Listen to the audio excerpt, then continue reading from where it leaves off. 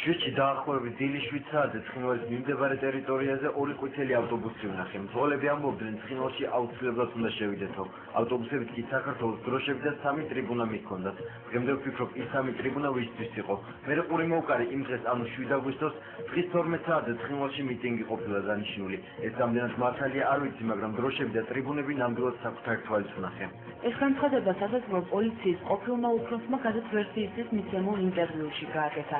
პატრიკიძე საქართველოს ხელისუფლებას ცხინვალში სამხედრო ოპერაციების დასწრებაში ადანაშაულებს და ამბობს, რომ ხელისუფლებამ ისეთი რამ გააკეთა, რაზეც რუსეთი ვერ იხსენებოდა. დიდი წმის ქართული მხარის მიერ დაწყებული ომის სიცხულეა. საომარი მოქმედება დავიწყეთ ჩვენ. ეს პრეზიდენტმა თავის გამოსვლაში დაადასტურა საომარი მოქმედება დაიწყო საქართველოში. ნახე ის რომ ჩვენ დავიწყეთ საომარი მოქმედება შვიდში ამით. რუსეთში საქართველოს ყოფილი ელჩის შემდეგ სასაზღვრო პოლიციის ყოფილი უფროსი უკვე მეორე მაღალჩინოსანია, რომელმაც საქართველოს ხელისუფლება ომის დასწრებაში დაადანაშაულა. პატრიკიძე ამბობს, რომ დაუგეგმავდა წაგებული ომისთვის ხელისუფლებამ პასუხი უნდა აგოს.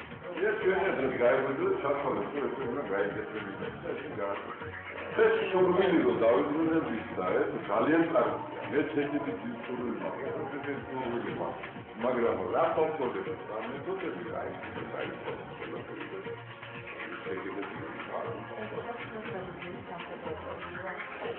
Sudat dagegini xodaytaki sitwari da sudat arabteri ari dagegini hayda alfredi nemesonge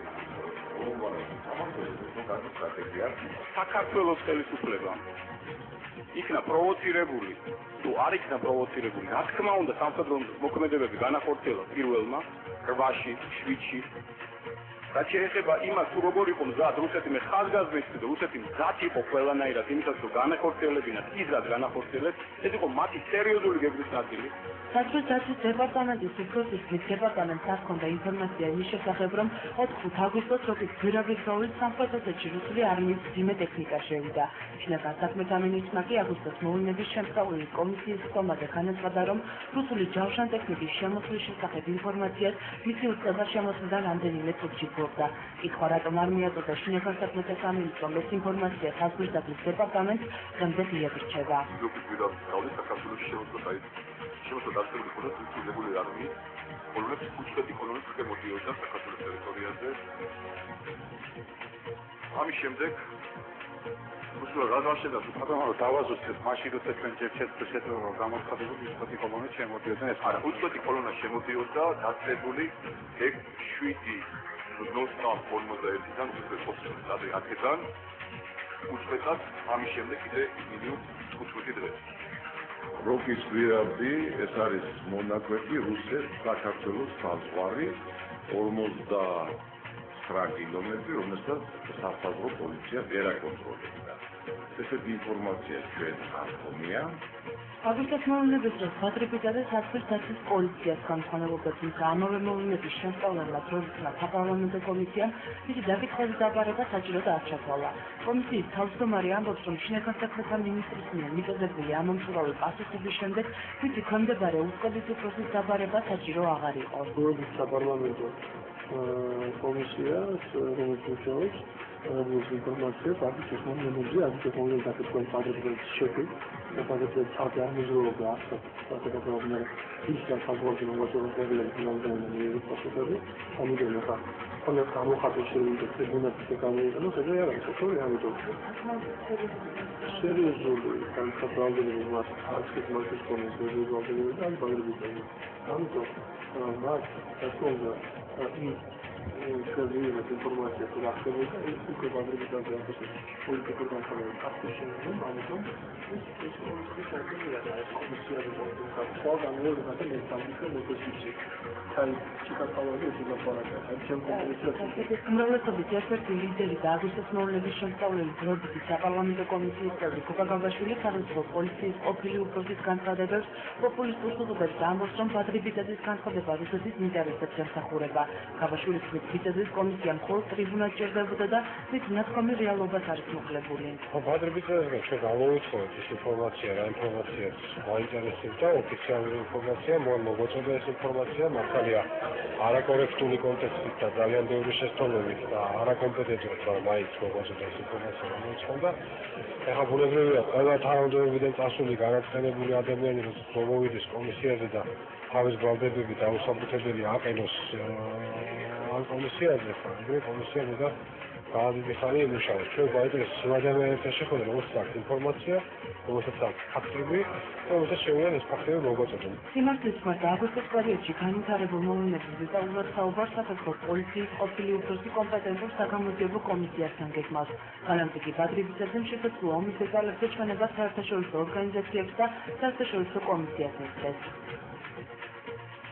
გაეროში საქართველოს ელჩი ირაკლი ალხანიას გადადგომის შესახებ გაკეთებული განცხადების გადასახარად განხორციელებული საკადრო ცვლილებები. ასე აფასებენ კონსერვატორები გუშინ საღამოს მთავრობაში განხორციელებულ საკადრო ცვლილებებს. კონსერვატორები ისევე როგორც ახალი მემარჯვენეები და რესპუბლიკელები დღეს ახლანდანიშნულ მინისტრებს აკრიტიკებენ და ხელისუფლებას რეალური ცვლილებების გატარებას ურჩევენ. მათი თქმით, პირველ რიგში ცვლილება შინაგან საქმეთა და იუსტიციის მინისტრებს უნდა შეეხოს. ეს ტელესპექტაკლი დაიდგა მხოლოდ და მხოლოდ იმიტომ, რომ გადაეფარა საქართველოში გაეროს ელჩის ირაკლი ალხანიას გადადგომის საკითხი. დილით გავრცელდა ინფორმაცია ბატონი ალხანიას გადადგომის შესახებ და საღამოთი ექსტერნად სასწრაფო წესით მიხეილ სააკაშვილმა გაითამაშა ზემოხსენებული სპექტაკლი.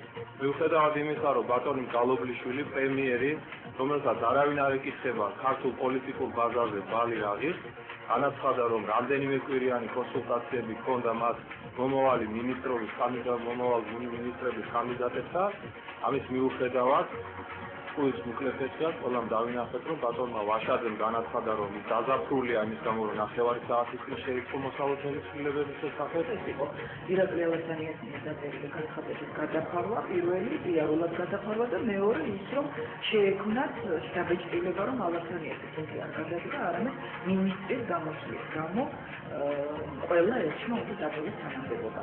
აი ასეთი აბსურდული საკავშირებელი ხმოვანი გახდა. ჩვენ რაც შეეხება თვითონ წარმოდგენილ კადრებს, ახლა თუ ვაშაძე მეტნაკლებად მაინც თავის ადგილას მოვიდა, ასე ვთქვათ, აბსოლუტურად გაუგებარია ნიკარაგუის გადაადგილება განათლების სამინისტროში. ქვეყნის პრეზიდენტი, რომელიც ერთი თვის წინ პარლამენტისთვის შეთავაზებულ ახლო მთავრობაში ასეთ ცვლილებებს განახორციელებს, თავად იმსახურებს დაუყოვნებლივ შეცვლას, იმიტომ როგორც ჩანს, მან სრულად დაკარგა საღი განსჯის უნარი და შეუძლებელია მას ჰქონდეს ქვეყნის მართვის სადავეები. ინფორმაცია იმის შესახებ, რომ გაეროში საქართველოს ელჩი ირაკლი ალხანია პოსტის დატოვებას და პროტესტის ნიშნად ხელისუფლებიდან წასვლას გეგმავდა ბოლო თვეების განმავლობაში მუდმივად ვრცელდებოდა. გუშინ დილიდან კი უკვე ყოფილი საგარეო საქმეთა მინისტრის ეკა ცხაშვილის სახელთან ირაკლი ალხანიას გადადგომის შესახებ განცხადება გავრცელდა, რომელიც 4 დეკემბრის თარიღდება. ალხანიას გადადგომის შესახებ კომენტარები ხელისუფლებას იმ დრომდე არ გაუკეთებია, ვიდრე საკადრო ცვლილებები არ გამოცხადდა. ახალი მინისტრების საპრეზიდენტო ბრიფინგზე კი პირველი განცხადება გრიგოლ ვაშაძემ გააკეთა. საგარეო საქმეთა მინისტრის პოსტზე ახლად წარდგენილი ვაშაძე ამბობდა, რომ ალხანიას პოსტის დატოვება გადადგომის გარეშეც მოუწევდა. მე საგარეო საქმეთა სამინისტროში მივდივარ ხოლმით, რომ ყველა მინისტრის მოადგილემ და ყველა ელჩმა დაწეროს განცხადება. ირაკლი ალხანია ასე თუ ისე უნდა დატოვოს თანამდებობა, იმიტომ რომ ეს შეეხება ყველა ელჩებს, მაგრამ მე თქვენგან მესმის პირველად, მე ამაზე არ ვფიქრობ. ირაკლი ალხანიას თანამდებობის დატოვება მისი განცხადების გარეშე რომ მოუწევდა, ეს ხელისუფლების წარმომადგენლება გუშინ სხვადასხვა არხებზე რამდენჯერმე განაცხადეს. მთავრობაში განხორციელებულ ცვლილებებს არასაპარლამენტო ოპოზიციისგან განსხვავებით, ირაკლი ალხანიას განცხადებას ვერ უკავშირებენ საპარლამენტო უმცირესობის წევრები. ოპოზიციონერ პაატო დავითაიას განმარტებით, ცვლილებები იმ უწყებებში მოხდა, რომლებმაც აგვისტოს ომის პერიოდში მათ დაკისრებული მოვალეობა ვერ შეასრულეს. რაც მისი თქმით აგვისტოს მოვლენების შემსწავლელი დროებით საპარლამენტო კომისიის ხდომებისას დასტურდა. დავითაია ამბობს, რომ საკადრო ცვლილებები ხელისუფლებაზე მისი როგორც კომისიის თავმჯდომარის ზეწოლის შედეგად განხორციელდა. ეს მოხდა ხოლმე საგარეო საქმეთა სამინისტროს დარჩევის კიდე შედებოდა მოგიფიქრა მოხდა. ამით სამინისტრო შრომის საბჭო საზოგადოება ხვალ აბელოდა იმ ჩვენებებს, რაც მიდიოდა. მისიათ და ხიათ ჩანდა სადიკო შესწავლებიდან, ამიტომ პაატო დავითაიას მსგავსად პოლიტოლოგი რამაზ კრიმიაშვილი თვლის, რომ საკადრო ცვლილებები იმ სამინისტროებში განხორციელდა, რომლებმაც აგვისტოს მოვლენების დროს საკუთარ მოვალეობებს თავი ვერ გაართვეს. კლიმიაშვილის საგარეო და თავდაცვის უწყებების ხელმძღვანელების გადაყენებას ხელისუფლების მხრიდან განხორციელებულ პოზიციურ ნაბიჯად ახასებს და თulis რომ გრიგოლ ვაშაძის საგარეო საქმეთა მინისტრად დანიშნეს ხელისუფლება რუსეთთან ურთიერთობების აღდგენას ცდილობს. ну ვინმე ხომ გადააბრალოს თავისთან ფედერაციის ვიცი გამკეთებელი იყო რომ უმიწავადე როის ავანტურა დაიწყო ჯერ რომელიც თავიდანვე ყველა ვიცოდით ვაფხილებდით თქვენი ეთერიდანაც გაგწედებიდანაც ბოლოს რამდენიმე დღით ადრე გავაფხილე არ დაიწყო ავანტურა იმიტომ რომ კატასტროფა იქნება საქართველოში არ ჯეროდა და ეხლა შევსაბრალებს აკე არ შეიძლება ძალიან კარგია თუ მინისტრის მოადგილეებს მოაწილებენ ბოკერიას და ის გოგორომარი ნინო კალანდაზე რომელიც უსახსრებოა რომ საკანო საქმე და მინისტრის მოადგილეები ვართ აი თუ მაგათაც მოაწილებენ აი მაშინ ყველა კაცი დაუკრავდა ვიწყეს რომ ხოჭა ნიშა